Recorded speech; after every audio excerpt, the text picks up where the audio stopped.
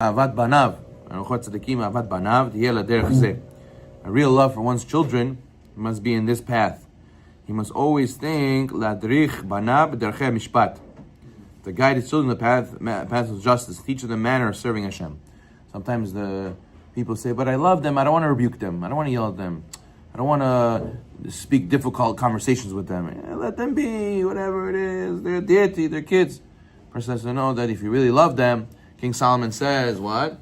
King Solomon says, thank you. King Solomon says, Choshech shifto, soneh beno. Person who withholds the rod from his son, means the rod doesn't always mean hitting. The rod means difficult conversations. You tell him, you rebuke him. You tell him difficult words. And over there, if you don't do that, so you hate your son. Why? Because if you really loved him, you would go out of your way to tell him the right way. Because really, the love of a person's son is supposed to be the love of the soul. That his soul should be successful, not that he should feel good and have whatever he needs all the time. It means that he should be going in the right path. Mr. Badal, thank you. I'll leave it here. Yeah. So that's what he's talking about. So he says, in order that you should make them follow the ways of Hashem and the avodat Hashem, shneimar av lebanim yodia al el amitecha. As it says, you shall make them known to your children and your children's children. A father will educate his sons to your truth. Avad mamon tiyel derech hazeh. What about money? So the love of money, how is a person supposed to use it? Shivad mamono leman asher lo yachmod mamon acherim velo yitzrech lignov legzol. The love of money should take form loving one's own money. You should love money, but not love your own money, not other people's money. You should be able to say, I want only my money. I don't want to steal or rob. I don't want to be constrained to accept charity. A person should always make business. That way he shouldn't need to beg other people for parnasah, right? And he should be willing to give his money to others. As it says, person has to, use his money to clothe and feed the poor, strengthen God-fearing Talmidei Chachamim. And you have to realize, the more wealthy you become, it's supposed to be the wealthier you become, the more free time you have, right? Because usually when a poor person doesn't have a choice, he has to go to work. He's not going to be able to pay the bills today. But a guy who's more wealthy, it should make sense that he should have more time. And the opposite, the Pirkei Avot says, if you don't take care of your wealth properly, the more property you have, the more worry you have, more anxiety you have. And you see very wealthy people extremely busy working all day. Oh, I have more money now. You don't understand what kind of projects I need to be involved with. You don't understand. I have no time. The Gemara says that one of the Tanaim in the Gemara, I think it's Rabbi Yochanan, he used to have 80 ships and thousands of employees, and he had hundreds of cities, meaning huge enterprises that his parents inherited to him, and he still was busy all the. Could be. I'm not sure. Could be, but he was so busy. He had the biggest excuse to be running all these businesses, and he says, "No, I'm not wasting my time with that. I'm just going to be busy with Torah." And they ask him, "What? How are you going to do that? Who's going to pay attention?" Don't worry, Hashem will make me successful. Who says that when I'm at work and I'm busy yelling at the employees, everything should go the right way? There could still things that happen the wrong way. So the better I'll use my time to learn Torah. And anyways, if it's supposed to go wrong, it's going to go wrong. If it's going to go right, it's going to go right. If I'm there, if I'm not there, obviously I have to do ishtadut. He does a little bit of ishtadut, but he doesn't get more busy. He gets even less busy. That way he can do more Torah.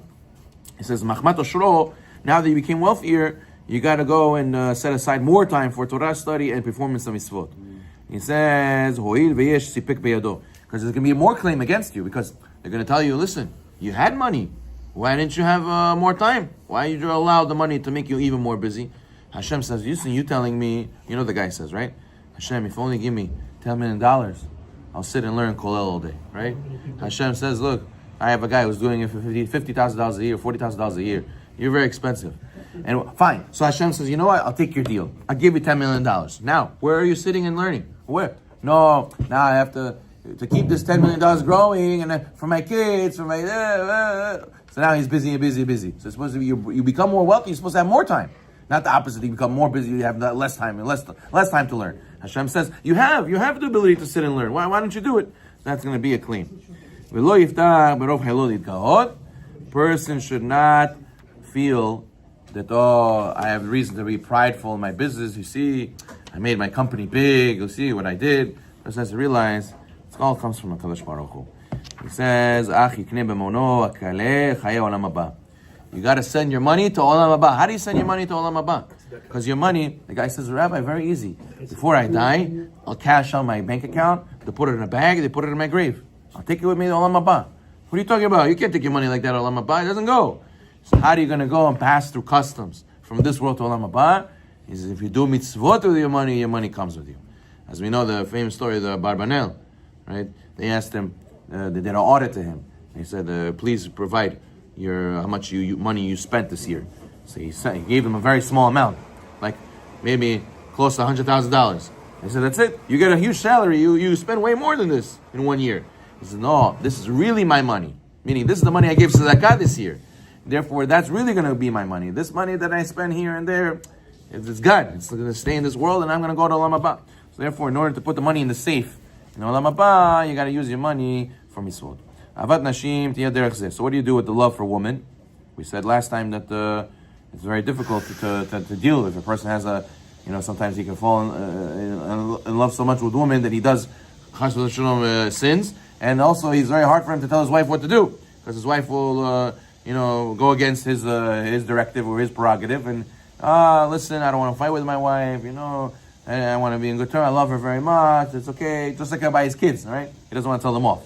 Person has to realize what's great considerations about your wife.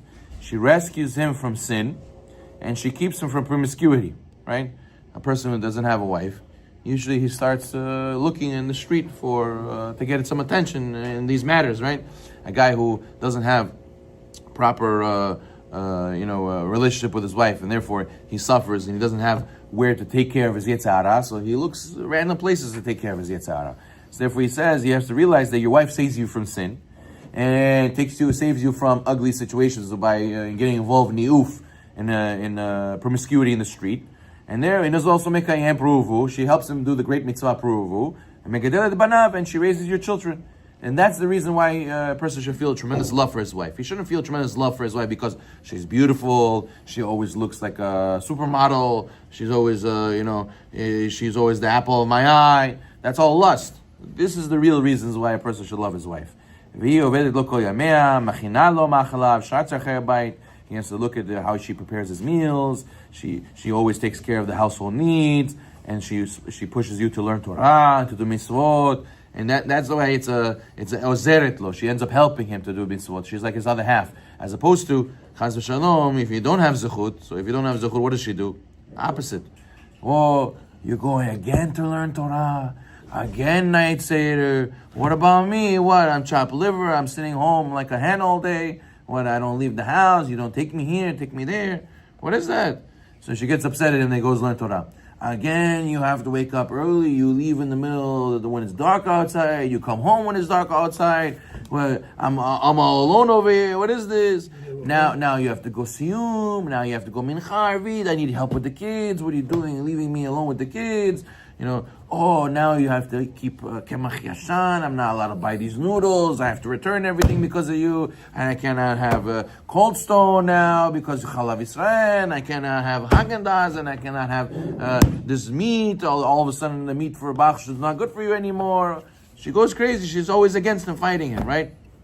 And forget religion, even not religion. He says, I want to go with my friends. No, you're not going with your friends. You can't leave me. Or she says, I want the kids to go to this school. No, you're not going to that school. This school, I want them to be like this. I want them to be like that. Chas v'shalom, she could block him from every angle. He could bump heads over about everything. And the question is why? Very simple. Zacha, if he has zuchut, she's ezer. She's a helper. Lo zacha, you don't have zuchut. Kenegdo. There's an opinion, Yesh Omrim, menagdato, the Gemara says. There's an opinion over there, it says, paluchin. She's going to even hit you. That's how against you she's going to be. Why? Because you don't have zechut. What does it mean to have zechut? It means you have zechut, you're doing what you're supposed to be doing between you and Hashem. You're doing what you're supposed to be doing as a man of a house. What does a man of a house does? Man of a house, he's a leader. He's not a mouse. Now, being a leader doesn't mean screaming and yelling. You could be a leader like Stalin and nobody likes you. Being a leader means inspirational leader, a person who people look up to. People say, this man, he's a rock. We rely on him. Not that she wears the pants in the family. Right? He wears the pants, but again, it's not by force and yelling and screaming, putting people down. It means you're such a good person, people want to listen to what you have to say, because a person has Yirat Shamayim, the Gemara says people listen to him. And more than that, you don't fight with her until, no, we are going to keep it. You say, we are going to be sending our kids to the school because I said so. No, he explains to her, and he inspires her, and he shows her, and he learns with her. A person doesn't learn with his wife, from where is his wife going to get chizuk? You know how many husbands, they go to shul, they go to lectures, they go to shiurei Torah, they grow. He comes home, he wants to keep halachot. The woman don't learn anything, they don't know anything. It's the first time I heard this halakha. What are you saying? Where'd you get this from? Every day you come with new things home. So if she doesn't learn, she needs to be connected to her rebbitzin, she needs to be connected to shiurim, she needs to be connected. If she's not connected, so learn where the open midrash says. Start learning parasha with her. Start learning Yakut Yosef halachot over there with her. Because if she's not going to get it from you, you're not going to make your house of Yaakov, Bet Yaakov. So how is she going to be the wife that helps you? So therefore, a person has to have zechut. What does zechut mean? Do what you're supposed to do between you and Hashem. Hashem is going to make it that your wife is on your side. And if you don't, she's against you. And also, you need to instill holiness in your house. You can't be only holy outside. You have to be holy inside your house as well. Baruch Me'olam.